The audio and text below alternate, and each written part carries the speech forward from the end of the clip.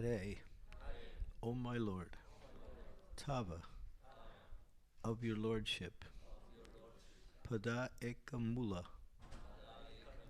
whose only shelter is the lotus feet, Dasa Anudasa, the servant of your servant,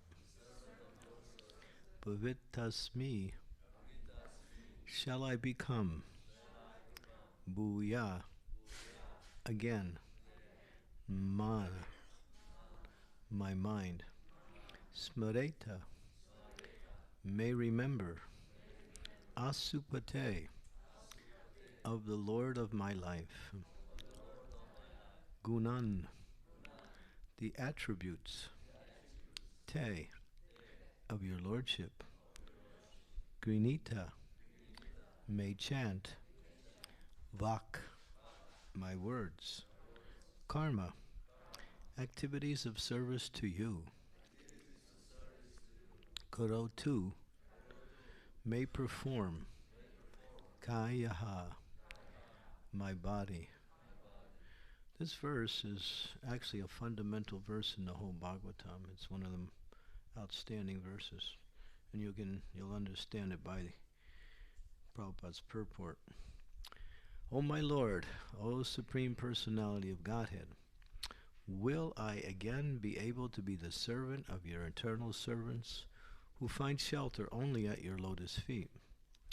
O Lord of my life, may I again become their servant so that my mind may always think of your transcendental attributes, my words always glorify those attributes, and my body always engage in the loving service of your Lordship. Please repeat, O my Lord, O Supreme Personality of Godhead, will I again be able to be the servant of your eternal servants who find shelter only at your lotus feet? O Lord of my life, may I again become their servant so that my mind may always think of your transcendental attributes. My words always glorify those attributes,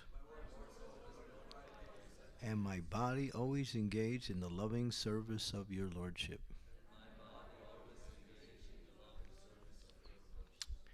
Srila Prabhupada's purport. This verse gives the sum and substance of devotional service. One must first become a servant of the servant of the servant of the Lord. Dasa Anudasa.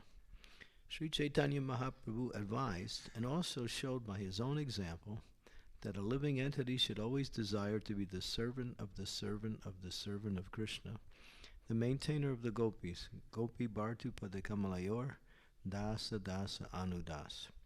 This means that one must accept a spiritual master who comes in a disciplic succession and is an eternal servant of the Lord. Under his direction, one must then engage one's three propensities, namely his body, mind, and words. The body should be engaged in physical activity under the order of the spiritual master. The mind should think of Krishna incessantly, and one's words should be engaged in preaching the glories of the Lord. If one is thus engaged in loving service of the Lord, one's life is successful.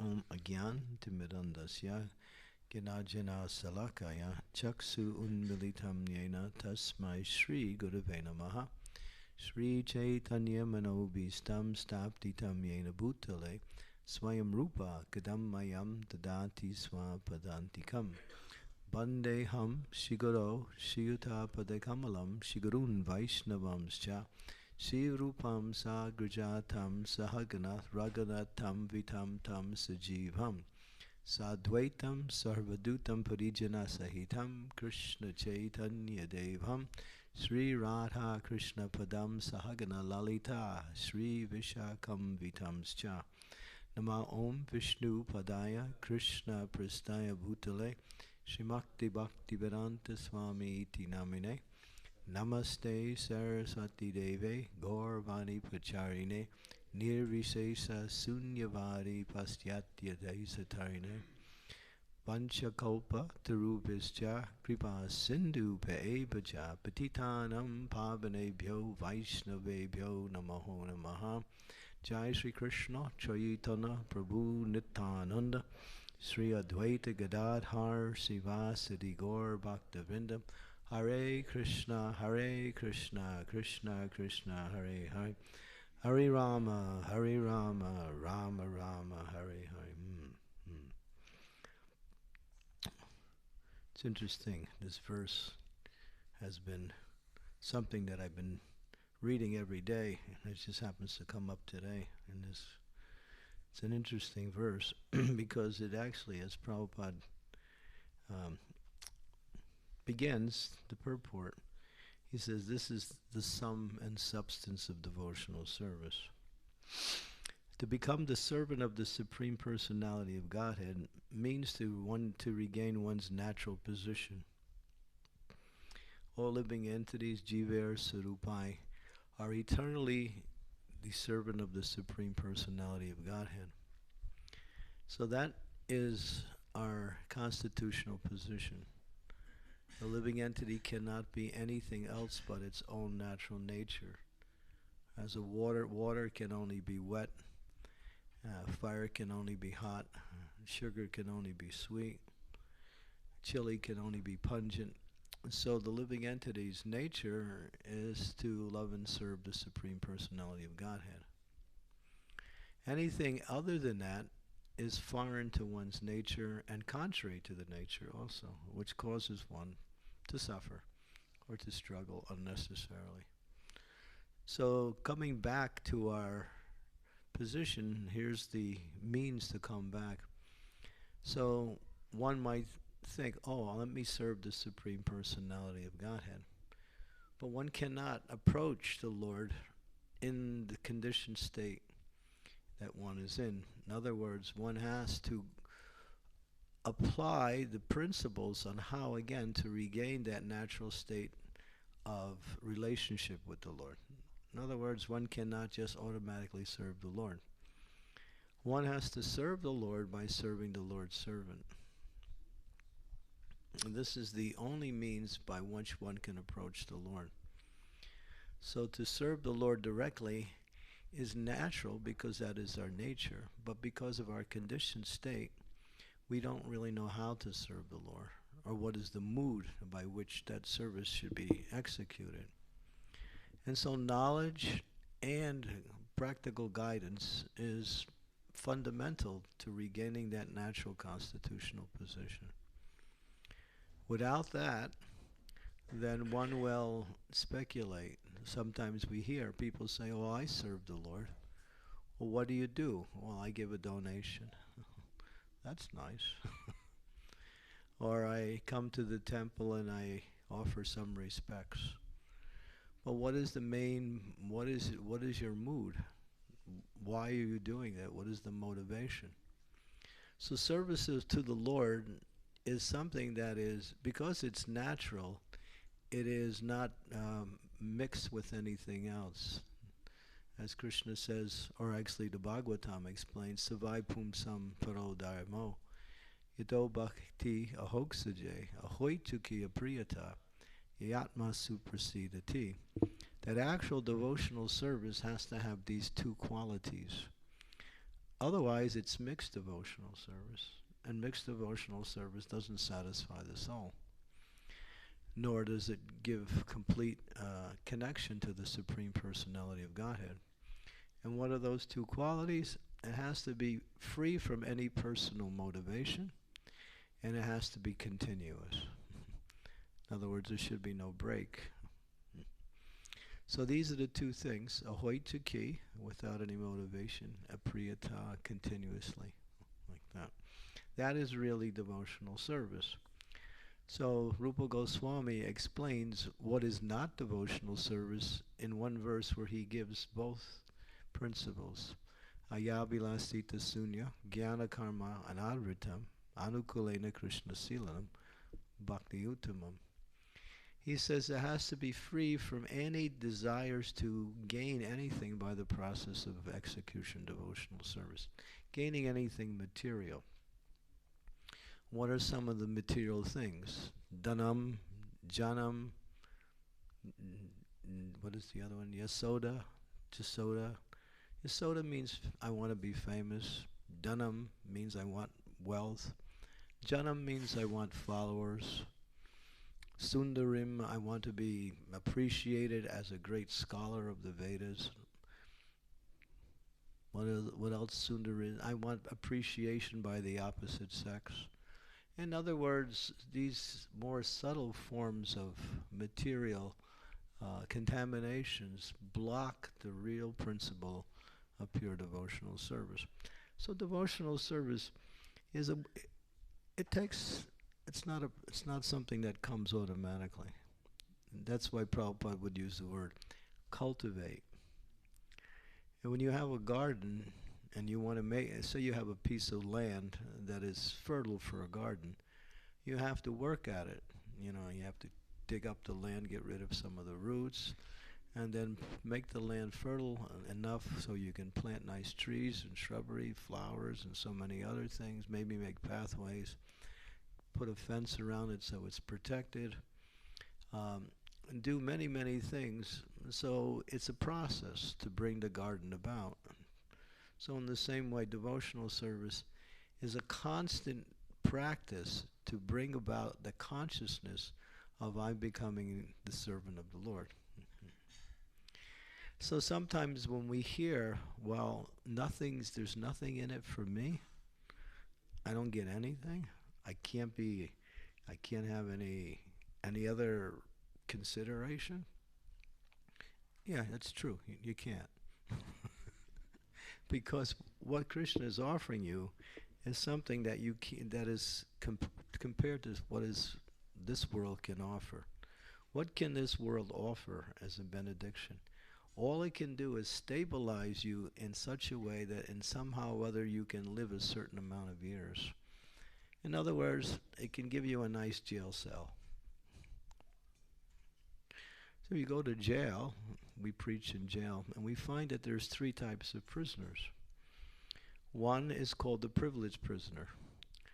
He's been a good prisoner, been there for some time, knows the area, gets along with other prisoners, very obedient to his superiors, doesn't cause any trouble, always on time for whatever he's responsible for. So he's given a little bit of extra freedom. I used to go to prisons and I would see these inmates who would be there, and they'd have keys to unlock certain doors so people could go in and out, and they would also have access to the library and other places. Where other prisoners, they would be just the mainstream, and they would be following the rules and regulations, and they would be the large majority. And then there was those who were, disobedient and causing trouble, and they were put into what is called solitary confinement, where they would have to have no other association in a small little tiny room. Their food would be handed underneath the door. They wouldn't even see the person giving the food. There would be one little steel bed with no mattress and no pillow, steel, and one small toilet. That's all. In a little room which is maybe 6 feet by 6 feet. So that's called solitary confinement, and they're there for a limited time as a punishment. So you can look at these things as the 3 modes of material nature: rajas, tamas, and sattvas. So we might say, oh, look at that prisoner who is, he's a pretty good prisoner. He can walk around, he can unlock doors. Even the guards somehow have a nice relationship with him. But he's still in jail. That's the problem. He's still in jail. And then you look at the other categories of inmates, they're in a lesser position. So this is like being controlled by the different modes of material nature. So even the best material situation, is another form of confinement. That's all. This is the nature of this material world. Locked up by material desires. And what is the strongest material desire in this world? Sex life. That's why this world is called Maithunya Agra, the shackles of sex life, the attachment to enjoy the facilities of sensual pleasures with the opposite sex. So these are shackles that lock one. So if one has any desire to find happiness in any of these activities in the material world, one will have to take birth again in this material world. Well, you might say, well, I'll get a good birth. I was a devotee. Yeah, but still, taking birth is not an easy thing. Even coming into a good material position means you still have to come back into a situation where you still have to fight that material desire that caused you to take birth in this life. It's not like, oh, all right, so I didn't make it completely. I can come back and I'll be a devotee again, but still material desires are there. So therefore, this verse gives the way out of everything, as Prabhupada said, the sum and substance. To find shelter at the lotus feet of the Lord by finding shelter at the lotus feet of the Lord's pure devotee. What does it mean to take shelter of the Lord's pure devotee? It means to follow strictly the instructions of the spiritual master. Yasya Devi para bhaktir yata Devi tata guru tasyaita kartita yata prakasamatma mahatmanaha. One who has implicit faith, the word implicit means not moved by any situation, when that faith can never be broken by anything. Just like we have an example that it's the duty of the spiritual master to test the disciple, to see how sincere the disciple is. These tests really are actually benedictions for the disciple to show the sincerity and the surrender of the disciple. So the spiritual master has to test. I was just recently in London. I was just staying at one very wonderful house. And the lady was telling me, she said, my spiritual master told me when I was a young girl, he said, move into the ashram and stay there for 2 years. And then, if you can do that, I'll give you initiation. Now, she's never had ashram life, always had a pretty good situation in the material world, came from a good family. But she said, after she was telling me, she said, I was glad I did it.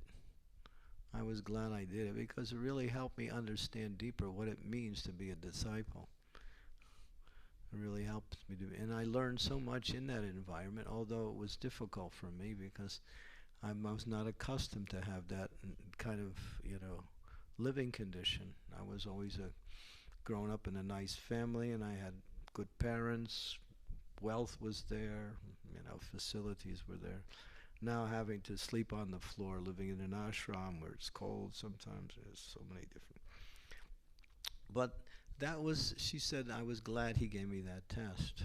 But when he gave it to me, I wasn't glad. I wasn't glad. So therefore, the spiritual master does that in order just to bring out the good qualities of a disciple. Because if everything is easy in Krishna consciousness, which is not, because we still have to deal with our mind, but Krishna, through the spiritual master, gives us some opportunities to surrender. And these opportunities of surrenders are actually great merciful facilities in order to bring out the good qualities of a devotee. It says if you want to make a diamond and you have a piece of coal, because diamonds come from coal. But coal, doesn't look like a diamond and doesn't act like a diamond, has none of the qualities of a diamond. But if you put it under pressure for 1,000 years, if it stays in a very pressure, it actually changes nature and becomes a diamond. So it's good to get a little pressure. Yeah, it's nice to get a little difficulties. Sometimes we try to avoid difficulties. Let me find the easy way in Krishna consciousness. But there is no easy way, because this material world is constituted in such a way that wherever way you go, you have difficulties. Just the way it is. So why not accept those difficulties that will purify our heart and bring us to a great higher stage of surrender and devotion to the Supreme Lord? And therefore, following the instructions of the spiritual master means making those instructions one's only focus in life, nothing else. When one has that, what we say, desire, we call it sankalpa. The sankalpa means I will do it. So kalpa, another way to look at it is I'll do it if it's convenient or if it's easy. It's according to whether it fits into my repertoire of time. But a sankalpa means it doesn't matter. I'm going to do it. I mean, look what Prabhupada had to do to spread Krishna consciousness. Any 1,000 persons in the same situation would have turned back. I mean, he had so many difficulties, extreme difficulties. But it was the order of the spiritual master, spread Krishna consciousness in the Western world at the age of 70. Where health was failing, no facilities, no support, foreign country, no money, nothing. No place to live even. 2 heart attacks coming on the boat. Prabhupada never gave up. So we might say, well, I'm not like Prabhupada, but he's teaching us what is devotional service. To be ready to accept hardships in order to follow the instructions of the spiritual master. That's why one should approach the spiritual master and say, Jai Sisi Panchatattva Ki Jai. One should approach the spiritual master and say, how can I serve you? Not like, well, what do you got for me, and let me see if I like it or not. How can I serve you? And the more difficult the service, the greater the happiness. Does that make sense? Yeah, because these things are purifying. They purify the heart. But the spiritual master, Prabhupada, would say, Krishna will not test you beyond your ability to pass. It's not that he will break the devotee by giving them something impossible, but it may sometimes be seen like that or experienced like that. Like Chaitanya Mahaprabhu told one of his brahmachari disciple, who was a dutiful brahmachari, never did anything wrong. He was serving the Lord. He told him, get married. He didn't want to get married. Not that he didn't have any aversion to the Grihastha ashram, but he knew by getting married I would lose the association of Lord Chaitanya, which was my life and soul. He was his personal servant when they were traveling. But he did it, and the Lord told him, you'll never lose my association, I promise you. And the Lord came to him in the form of a beautiful deity. And he worshipped that deity as he was worshipping and serving Lord Chaitanya personally. So this verse is nice. But then again, there's another indication here. Just to become the servant of the spiritual master and not to see how the spiritual master's instructions are understood in a broader sense. And that means if you want to become my servant, you have to become the servants of all the other servants. So, because there is different levels of bhakti, and there's devotees who think, oh, I'll serve the Lord, I'll serve my spiritual master, but the other devotees, I don't have any time. They're not, I'm not attracted to serving them. But this verse is das, das, anudas. And Prabhupada gives an interesting point. He says to become servant of the servant of the servant of the servant 100 times removed. So the more we can practice this mood of servant, the more we can understand our relationship with Krishna, like that. Just like when Bhakti Siddhanta Saraswati was asked, Guru Maharaj, how many disciples do you have? He said, I have 4, 2 arms and 2 legs. They carry out my instructions. In other words, he was making the point, and he also expounded on that point by saying, he said, anyone who thinks he's a guru is a guru. Guru. Guru means cow. What he's saying is an animal. If one identifies with anything else than the position of servant, that is called ahankara, or false identity. Oh, I'm a preacher, I'm a temple president, I'm a Mataji, I'm a Prabhu. Give a nice list of whatever you can come up with, but you only have one identity. We only have one identity. Das, das, anudas. That's our only identity. And all these other roles we play are simply what they are. They're roles, that's all. If we become attached to the roles and think that the role is me, and by executing the role perfectly, that will be my success. No. The actual success is to have that consciousness, das, das, anudas. And be exemplary, or try to be exemplary in the way that you are supposed to serve. And that is, of course, pleasing to the spiritual master. But this verse is very, very... So this verse is not just a statement, it's a prayer. Will I again be the servant of your eternal servants, who find shelter only at your only at your lotus feet? In other words, praying to regain our natural constitutional position. So how is that played out? By always being in the mood of servant. There are 2 moods, the mood of enjoyment and the mood of service. Sometimes they get mixed up. Service is enjoyable. Why? Because it's nature. That's our nature. Our nature is to enjoy. Our nature is to serve. By serving, we actually find happiness through service.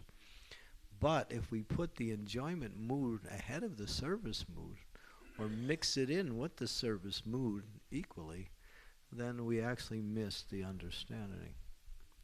So it's not like, well, I'll serve if I can be happy. But if I'm not going to be happy, if it's going to cause me some difficulty, maybe I'll do something else. I won't serve. So we should be attached to service and not be attached to the idea of how I should serve. Of course, we have our propensities, and that's given to us and by our spiritual master and by the directions of the spiritual master coming through the temple authorities who are representatives of the Lord.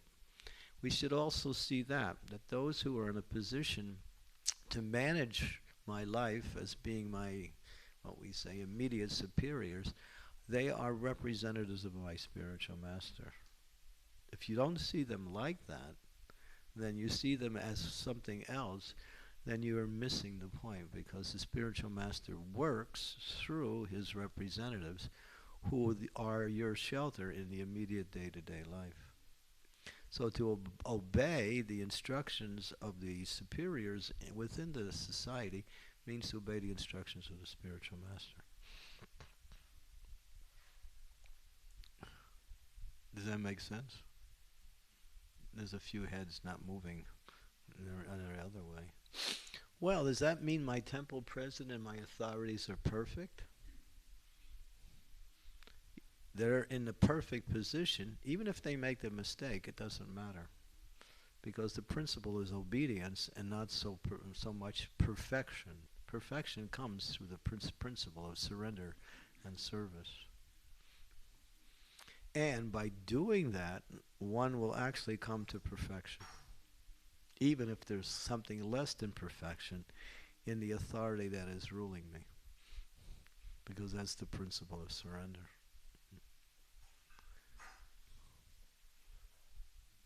That makes sense? Yes? No? No comment? It's okay?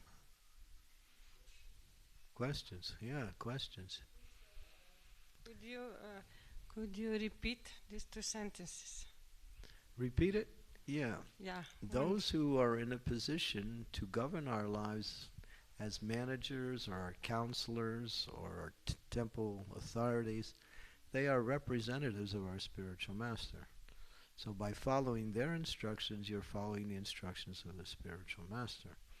Even if apparently, from your point of view, or even if it's obvious that there is some mistake on their part, still, if you follow their instructions, get clarification on the point, and follow their instructions, you're still in a perfect situation. Otherwise, what is the meaning of authority? If authority has no authority, then what is the meaning of authority? If the authority is subject to what we say, to being rejected because I don't like it, then there's no authority there. We can question authority. That's there. You can question authority. But questioning and clarification ultimately leads to eventually surrender. Surrender has to be there. Otherwise, that facility to question gives us a greater understanding of what is the instructions or why I should carry out the instructions. So these principles are foundational in keeping a relationship with the spiritual master. Yes. Does that help? Hare Krishna. I have a question here. What to do then when, if you think that you could do better, like if authority says something to you, how to do it, but you think Then that just make your point. Make your point. But you can't be in a challenging mood. Then what is the question of authority? You have to say, oh, I think it will work better this way. What do you think? And then if they agree with you, fine. If they don't agree with you, then you have to surrender to whatever they say. It's not that we shut down communication. It's not like it's like Nazi Germany where you just do it without any question. No. It's you can question, but ultimately you have to surrender after you give your questions. Mm-hmm. Is that all right? What is authority has no value if you can't surrender to authority. Everyone's under an authority anyway. Even those who reject all forms of authority, they have to listen to their mind, which is another authority.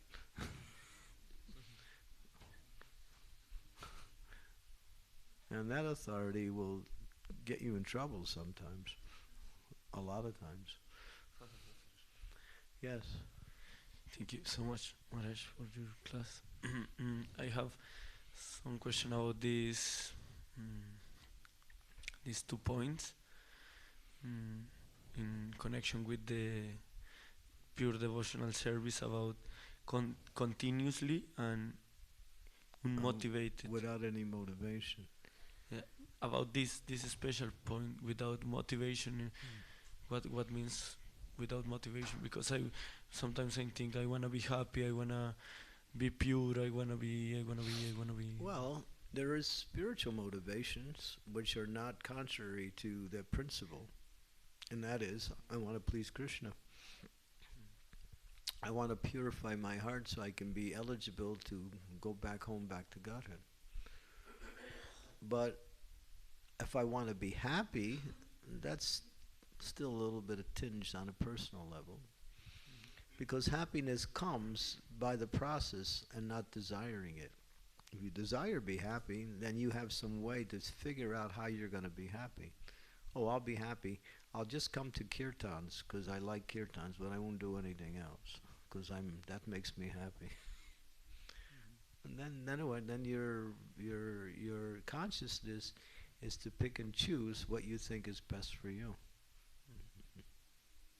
You have to take the package completely. That's why Prabhupada said, chanting Hare Krishna is the essence of spiritual practice, but if you don't follow the other rules and regulations, your chanting will never develop. He calls it cooking with smoke. He says if you're chanting but you're not following the other principles, you're cooking with smoke. And then he says, it'll take you 300 years to get breakfast. So the point is that all these other rules and regulations support the higher principles of hearing and chanting the glories of the Lord. So, and if you're not sure exactly which ones to follow or how to follow them, I mean, everything's there in the Nectar Devotion. If we read the Nectar Devotion, we understand the whole science of bhakti. It's explained in detail. Prabhupada took Rupa Goswami's Bhakti Rasamrita Sindhu and broke it down and gave very clear explanations of some of the hard verses that were there. Prabhupada said, Nectar Devotion, read it once, read it twice, read it thrice. He said, this book should be your guidebook on how to execute devotional service. So we should understand what is that science of bhakti and how to execute it. And part of that is what to avoid. This is where I see devotees have a problem. They know what to do, but they don't know what not to do. And by doing what's not, it's not because they're not trying to do it, the right thing. It's just they're not aware of the things to avoid, which causes one to lose the benefit of what you gain from doing the right thing. You water down your... So therefore, bhakti is made up of two things, do's and don'ts. It's called vidis and nishedas. Vidis means things to do, and nishedas means things to avoid. Then Nectar Devotion has 64 rules and regulations in one of the chapters, and I think 39 of them are do's, and the remaining ones are don'ts. So there's a lot of don'ts there. Like sitting in the temple. If you sit in the temple like this, that's an offense. You can't sit like that before the deities. That's what it says in Nectar Devotion. If you have your arms like this in front of the deities, that's an offense. If you put your feet towards the deities, that's an offense. If you put your feet towards the devotees, that's an offense. If you're walking through a crowd and you step over someone, that's an offense. When you're walking through a tight crowd like our kirtan program, you have to tell the devotees, I'm coming. Because if you step over someone, you're stepping over a spirit soul, and that's an offense. Because the spirit soul is throughout the whole body. There's a lot of rules and regulations that, because we're not aware of all these things, we're chanting, we're dancing, we're reading, we're serving, but we're adding all these wrong things, and we're just watering down our spiritual progress like that. So, wanting to be happy is natural, because the whole principle of life is to be happy. Sometimes we say that. What is the goal of life? The goal of life is to be happy. But then what is happiness and how to get it? But Prahlad Maharaj, he speaks. He says, if you want to be happy, do one thing. Don't try for it. That's Prahlad Maharaj. He says, if you want to be happy, don't try to be happy, because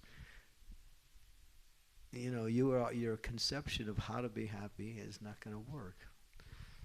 If you think, I'm going to be happy by doing devotional service, that's nice, but it's not pure, because we want to make Krishna happy. As Prabhupada would make the comparison between religious traditions. He says, one tradition says, my dear Lord, give me my daily bread. Right? One prayer they make, please Lord, give me my daily bread. But we say, my dear Lord, what would you like to eat?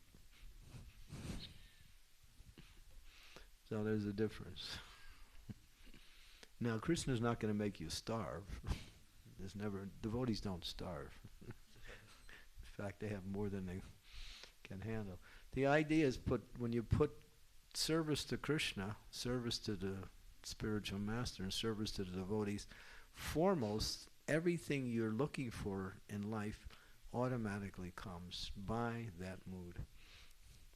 You don't have to try for things separately. There's a beautiful verse in the third canto of the Srimad Bhagavatam, chapter 22. I can't think of the actual verse. Prabhupada says, just try to serve Krishna and please Krishna, and everything in your life that you ever want will come automatically by the power of devotional service. So that's the point. That's the point.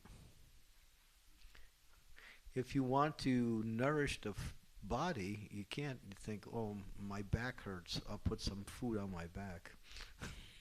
No, you have to put the food in the stomach. And then the energy will be transformed and transmitted, and all the parts of the body will get the benefit of the eating. So by serving the Lord, everything else becomes, what we say, fulfilled, wonderful, automatically.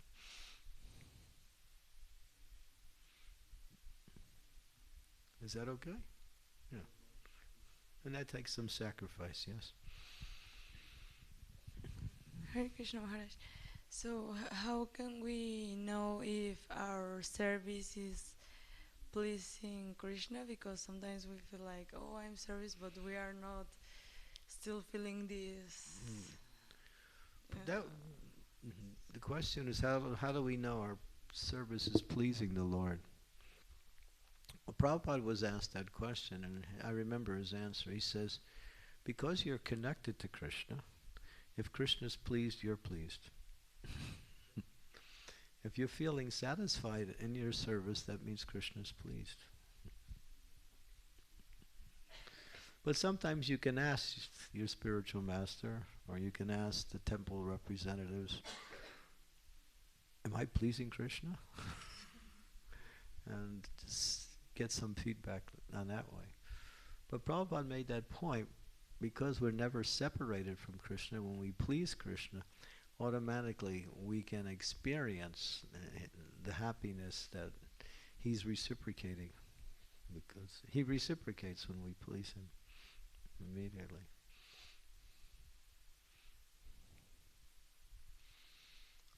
Any other questions? Okay, this is a very wonderful verse. Let's read it again together. O my Lord, O Supreme Personality of Godhead, will I again be able to be your servant,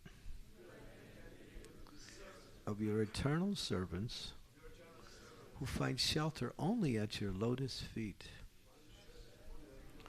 O Lord of my life, may I again become their servant, so that my mind may always think of your transcendental attributes. My words always glorify those attributes, and my body always engage in the loving service of your Lordship. So here's the point. By becoming servant of the servant of the servant, then we develop a taste to glorify the Lord and to hear about the Lord and to serve the Lord. A taste comes automatically. Okay, thank you very much. Srimad Bhagavatam ki jai, Srila Prabhupada ki jai.